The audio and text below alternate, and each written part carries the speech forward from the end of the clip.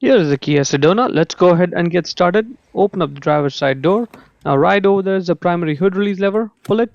Now in front of the vehicle, right on top of the Kia emblem, put one finger there and then push it left. That's where the secondary release lever is. Push it left and lift up the hood. This is how the secondary release lever works. Now this hood requires a prop rod to stay in place, so grab the rod, put it right over there in that slot with the arrow marking it. Now let it go and the hood is secure. Once the hood is open, that's the battery right over there, and we have to first get this air duct out. Then we need to undo 10mm over here and there, and the 12mm bolt right down there for the retaining bracket. So 10mm socket, 12mm socket, a long extension, and a ratchet and a Phillips head screwdriver for the two clips for the air duct. Let's go ahead, get this two clips out. I'm missing one clip, but it's the same process for the other one. Just get the middle part unscrewed, and if it's moving, just hold on to the outside part of the clip and then unscrew the middle part. Once it's out halfway through, just grab onto it and pull the entire clip out.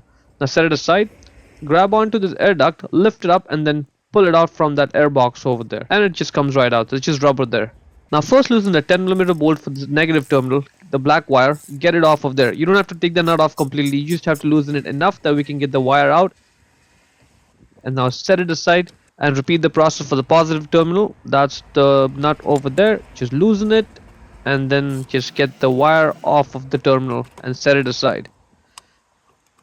Now let's focus on to this 12mm bolt down there, and this is where having this long extension comes in handy because it just makes life easier. Put the ratchet on it and let's get this loose, and it's likely that this bolt is not going to come off because there's a small retaining piece that keeps it in place. So the entire bolt with the retaining bracket is going to come out. If it doesn't come out, loosen it a little bit more and then eventually it will come out. This orange piece is what keeps the bolt in place. Now grab onto the battery and pull it forward, tilt it and get it out. The battery is going to be heavy, so be careful, do not drop it. The battery size is 124R. The positive side is marked with plus, negative with minus. Check the link in description to buy the new battery from Amazon for yourself. Now this ridge, that's where the back end of the battery engages. The front end is where the bracket holds it in place. So let's go ahead, get the new battery and then put it back in and then push it to the back. Only when you do that will the back end will engage with the ridge over there, and that'll keep the battery in place there. And now let's get the bracket in place. You may have to do some moving around of the bracket to make sure the bolt lines up with the hole over there. So it may take you a few seconds. Once it's in place, just tighten it up, and now the battery should not move at all. Now let's put the positive terminal wire on the battery post, and this is where you have to be patient. Do some twisting and turning and actually push it down as much as you can. If you don't do a good enough job over here, you're going to have contact issue later on, and you don't want that. So push it down and then tighten it, and at this point the wire shouldn't be moving. Good.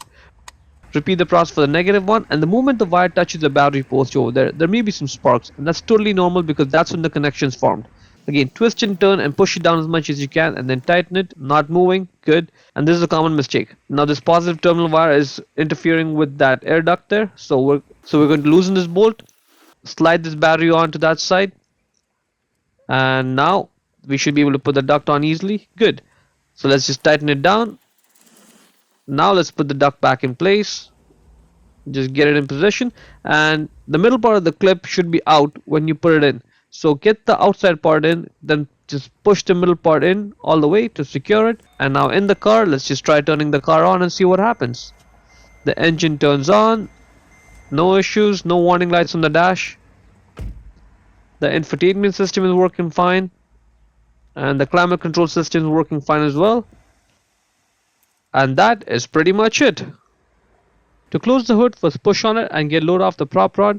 Get the rod out of that slot, put it back in its place and secure it. Lower the hood and slam it shut. Hope you found it useful. Before we go, let me give a quick shout out to Naya Motors Inc. for letting us use the car today to film the videos. They are a used car dealer here in Ottawa, Canada. Check out the link in the description for their entire inventory.